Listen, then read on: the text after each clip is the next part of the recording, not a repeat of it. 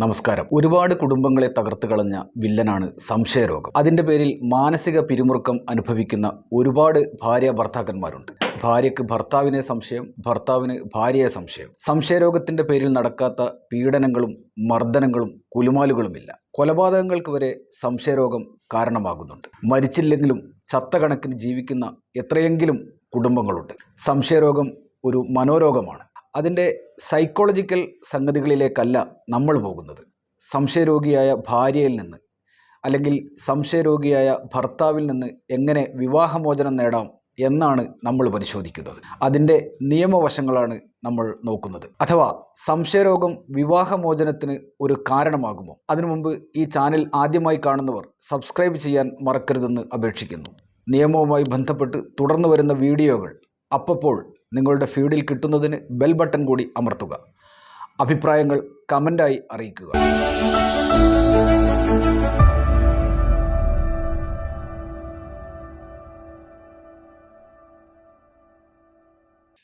Indian ശിക്ഷാ നിയമത്തിലെ 498A വകുപ്പ് ഭാര്യമാർക്കെതിരായ ക്രൂവൽറ്റിയെ അഥവാ ക്രൂരതയെക്കുറിച്ചാണ് പറയുന്നത്. അത് ക്രിമിനൽ കുറ്റമാണ്. ഹിന്ദു വിവാഹ നിയമത്തിലെ 13(1) വകുപ്പിൽ വിവാഹമോചനത്തിന് കാരണമായി പറയുന്ന ക്രൂരത വേറെയുണ്ട്. ഹിന്ദു വിവാഹ നിയമപ്രകാരം കോടതികളിലെത്തുന്ന വിവാഹമോചന കേസുകളിൽ കാരണം അധികവും ക്രൂരത തന്നെയായിരിക്കും. ദമ്പതികളിൽ ആരെങ്കിലും ഒരാൾ മറ്റേയാളോട് ക്രൂരത കാണിച്ചതായി തെളിഞ്ഞാൽ വിവാഹമോചനം അനുവദിക്കണമെന്നാണ് നിയമത്തിൽ പറയുന്നത്. പക്ഷേ ക്രൂരത എന്താണെന്ന് വിശദീകരിക്കുന്നത് കോടതി വിധികളാണ്. അത്തരം ചില കോടതി വിധികളാണ് ഇന്ന് നമ്മൾ പരിശോധിക്കുന്നത്. പഞ്ചാബ് ഹരിയാന ഹൈക്കോടതി ഈയിടെ വിധി പറഞ്ഞ ഒരു കേസ് നോക്കാം. ഈ കേസിൽ ഭാര്യ കുഞ്ഞിനെയുമായി വീട് വിട്ടുപോയി എന്ന് കാട്ടി ഭർത്താവാണ് വിവാഹമോചനത്തിന് കുടുംബ കോടതിയെ സമീപിച്ചത്. ഇങ്ങനെ ഉപേക്ഷിച്ചു പോകുന്നത് ഡിസേഷൻ അല്ലെ ഉപേക്ഷിച്ചു പോകൽ എന്ന് തന്നെയാണ് നിയമത്തിൽ പറയുന്നത്. ഭാര്യ അങ്ങനെ ചെയ്യുന്നത് ഭർത്താവിനോടുള്ള ക്രൂരതയുമാണ്. പക്ഷേ കോടതി കേസ് പരിശോധിച്ചപ്പോൾ മനസ്സിലായത് ഭർത്താവാണ് ഭാര്യയെയും കുഞ്ഞിനെയും ഉപേക്ഷിച്ച് പോയതെന്നും ഇരുവർക്കും അയാൾ നിത്യച്ചെലവിന് പോലും പണം കൊടുക്കുന്നില്ലെന്നും കണ്ടെത്തി. അങ്ങനെ അയാളുടെ വിവാഹമോചന ഹർജി കുടുംബ കോടതി തള്ളിക്കളഞ്ഞു. ഈ കുടുംബ കോടതി വിധിക്കെതിരെ ഭർത്താവ് ഹൈക്കോടതിയെ സമീപിക്കുകയായിരുന്നു. കുടുംബ കോടതിയുടെ വിധി പഞ്ചാബ് ഹരിയാന ഹൈക്കോടതി ശരിവെക്കുകയാണ് ചെയ്തത്. ഭർത്താവിന് ഈ ഒരു കാരണത്തിൻ്റെ പേരിൽ വിവാഹമോചനം അനുവദിച്ചില്ല. ഭാര്യയുടെ അടിസ്ഥാന സാമ്പത്തിക ആവശ്യങ്ങൾ നിറവേറ്റാതിരിക്കുന്നത് ക്രൂരതയാണെന്നാണ് ജസ്റ്റിസ് സുധീർ സിംഗും ജസ്റ്റിസ് ഹർഷ് ബുങ്കറും അടങ്ങിയ ഡിവിഷൻ ബെഞ്ച് വിധിച്ചത്. അപ്പോൾ ഓർക്കേണ്ടത് ഇതാണ്: ഭാര്യയുടെയും കുഞ്ഞിൻ്റെയും സാമ്പത്തിക ആവശ്യങ്ങൾ നിറവേറ്റാതെ മുങ്ങി നടക്കുന്നത് ക്രൂരത തന്നെയാണ്, ക്രൂവൽറ്റിയാണ്. അത് വിവാഹമോചനത്തിന് ഒരു കാരണവുമാണ്. ഭാര്യ കുഞ്ഞുമായി വിദേശത്തേക്ക് കടന്നു കളഞ്ഞുവെന്നായിരുന്നു ഭർത്താവിൻ്റെ പരാതി. ഭാര്യയുടെ അച്ഛനമ്മമാരോട് അന്വേഷിച്ചെങ്കിലും അവരെക്കുറിച്ച് ഒരു വിവരവും ലഭിച്ചില്ലത്രേ. ഭർത്താവിന് ഇറ്റലിയിലാണ് ജോലി. ഇറ്റലിയിലേക്ക് ഭാര്യയെയും കുഞ്ഞിനെയും കൊണ്ടുപോകാമെന്ന് പലവട്ടം വാഗ്ദാനം ചെയ്തിരുന്നുവെങ്കിലും അദ്ദേഹം അതിന് തയ്യാറായില്ല. അവരെ അങ്ങോട്ട് കൊണ്ടുപോയില്ല എന്നാണ് ഭാര്യയുടെ പരാതി. ഭാര്യയ്ക്കും കുഞ്ഞിനും ഇയാൾ നിത്യച്ചെലവിന് പോലും പണം കൊടുത്തിരുന്നില്ലെന്നും കോടതി കണ്ടെത്തി. ഭാര്യയാണ് ഉപേക്ഷിച്ചു പോയതെന്ന് തെളിയിക്കാനുള്ള ബാധ്യത അങ്ങനെ ഹർജി കൊടുക്കുന്ന ഭർത്താവിനാണ്.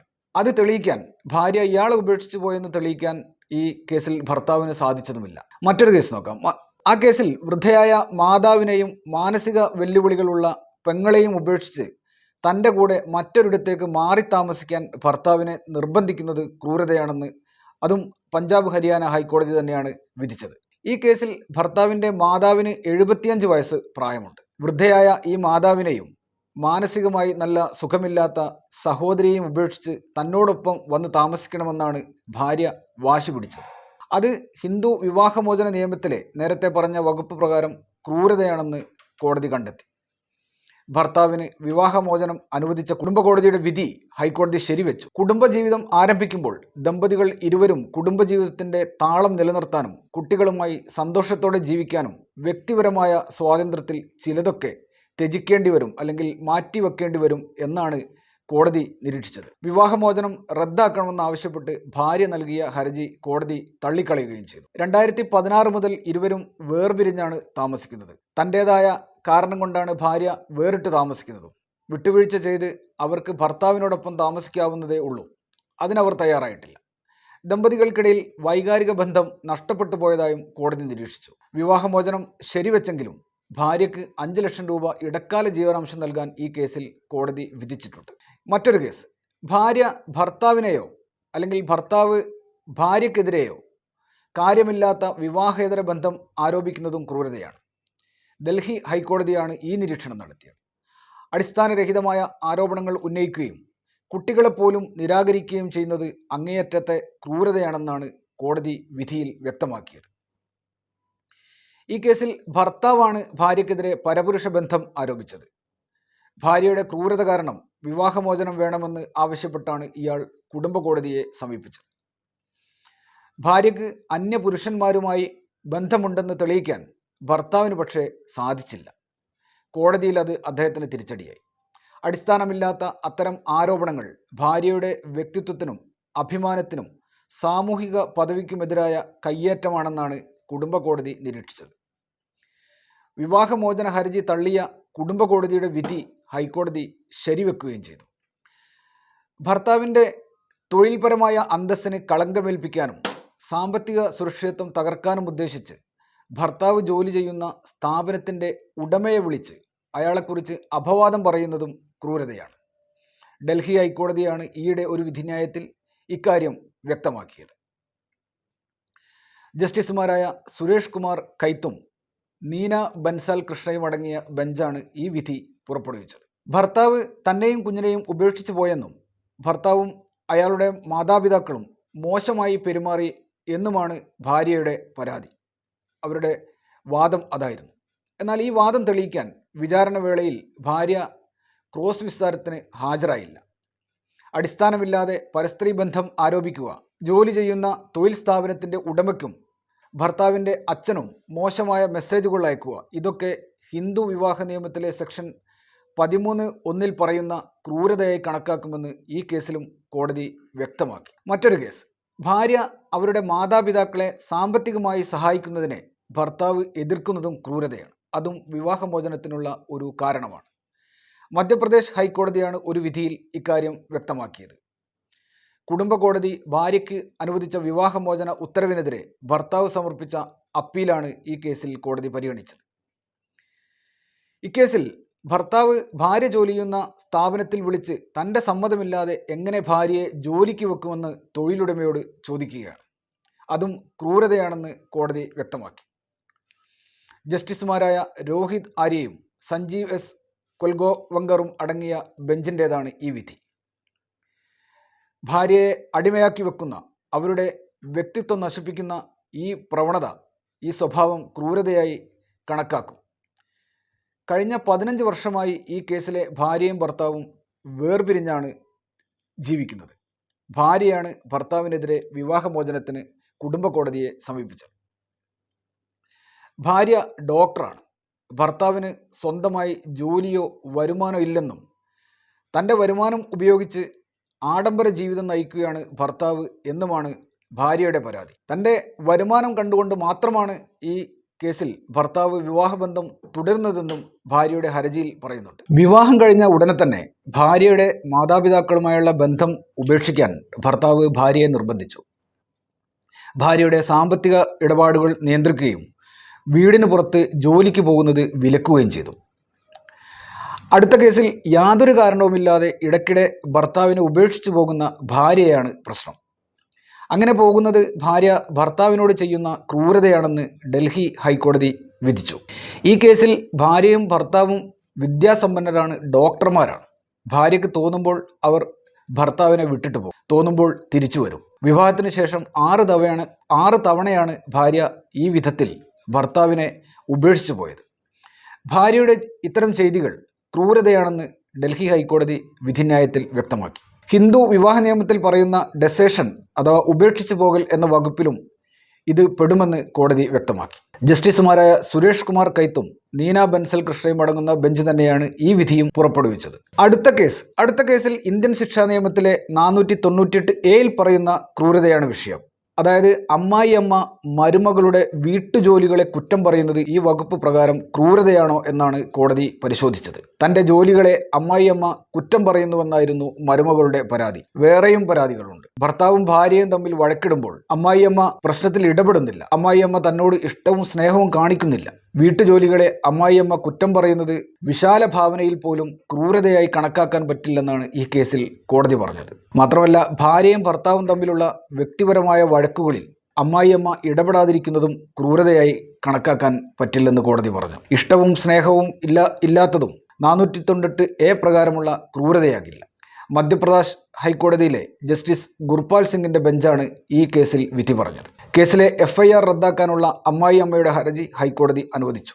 ഈ കേസിൽ അമ്മായിയമ്മക്കെതിരായ കേസ് ഹൈക്കോടതി റദ്ദാക്കിയെന്നർത്ഥം. 498A പ്രകാരം വന്ന മറ്റൊരു കേസ് കൂടി നോക്കാം. ഭാര്യയെ ഭൂതം, പിശാച് എന്നൊക്കെ വിളിച്ചാൽ ഈ വകുപ്പ് പ്രകാരം ക്രൂരതയാകുമോ എന്നാണ് പറ്റ്ന ഹൈക്കോടതി പരിശോധിച്ചത്.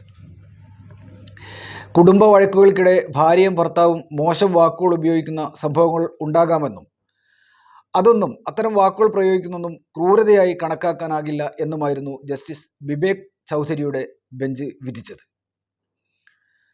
സ്ത്രീധനം ആവശ്യപ്പെട്ട് മകളെ മാനസികമായും ശാരീരികമായും പീഡിപ്പിക്കുന്നുവെന്ന് ആരോപിച്ച് ഭാര്യയുടെ പിതാവാണ് ഈ കേസിൽ പോലീസിൽ പരാതി നൽകിയത്. 489 ഉൾപ്പെടെയുള്ള വകുപ്പുകൾ ചേർത്ത് പോലീസ് FIR ഇട്ടു. ഭർത്താവിനെയും ബന്ധുക്കളെയും വിചാരണ കോടതി ശിക്ഷിച്ചു. എന്നാൽ സ്ത്രീധനം ചോദിച്ചതിനോ ഭാര്യയെ പീഡിപ്പിച്ചതിനോ തെളിവുകളില്ലെന്നായിരുന്നു ഹൈക്കോടതി മുമ്പാകെ ഭർത്താവിൻ്റെ വാദം. അപ്പോൾ മകളെ ഭൂതം, പിശാച് എന്നൊക്കെ വിളിച്ചു പീഡിപ്പിക്കുന്നുവെന്നായിരുന്നു പിതാവിൻ്റെ മറ്റൊരു വാദം. സ്ത്രീധനം ചോദിച്ചതിനോ പീഡിപ്പിച്ചതിനോ തെളിവില്ലെന്ന വാദം ഹൈക്കോടതി അംഗീകരിച്ചു. അതേസമയം ഭൂതം, പിശാച് എന്നൊക്കെ വിളിക്കുന്നത് ക്രൂരതയായി കാണാൻ പറ്റില്ലെന്നും കോടതി പറഞ്ഞു. ഭർത്താവ് കുറ്റക്കാരനാണെന്ന വിചാരണ കോടതിയുടെ വിധി ഹൈക്കോടതി തള്ളിക്കളഞ്ഞു. സംശയരോഗിയായ ഭർത്താവിന്റെ പെരുമാറ്റത്തെ തുടർന്ന് കോടതി വിവാഹമോചനം അനുവദിച്ച ഒരു കേസ് കൂടി നോക്കാം.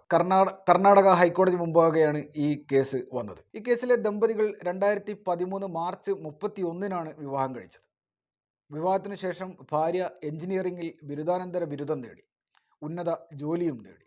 ഭർത്താവിന് ഗ്രാനൈറ്റ് ബിസിനസ്സാണ്. 3 വർഷം കഴിഞ്ഞപ്പോൾ തന്നെ ഭർത്താവിന് ഭാര്യയെ സംശയമായി. അതിൻ്റെ പേരിൽ മർദ്ദനമായി. ഭാര്യയുടെ മൊബൈൽ ഫോൺ ചെക്ക് ചെയ്യുന്നത് പതിവായി.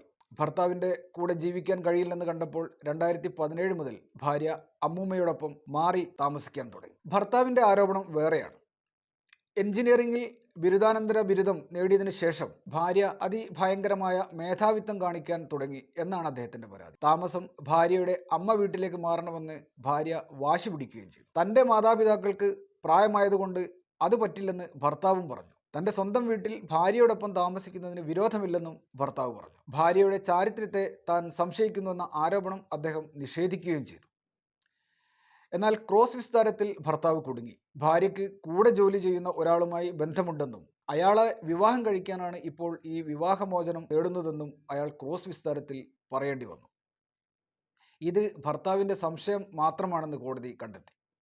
ഭർത്താവിൻ്റെ സംശയരോഗവും പെരുമാറ്റവും കടുത്ത മാനസിക പീഡനമാണെന്ന ഭാര്യയുടെ വാദം കോടതി അംഗീകരിച്ചു. ഭാര്യയ്ക്ക് വേറെ ബന്ധമുണ്ടെന്നും ആ പുരുഷനെ വിവാഹം കഴിക്കാനുള്ള പ്ലാനാണ് വിവാഹമോചന ഹർജിയെന്നും തെളിയിക്കാൻ ഭർത്താവിന് കഴിഞ്ഞില്ല. അടിസ്ഥാനരഹിതമായ ഇത്തരം ആരോപണങ്ങൾ ക്രൂരതയാണെന്ന് കോടതി വിധിച്ചു.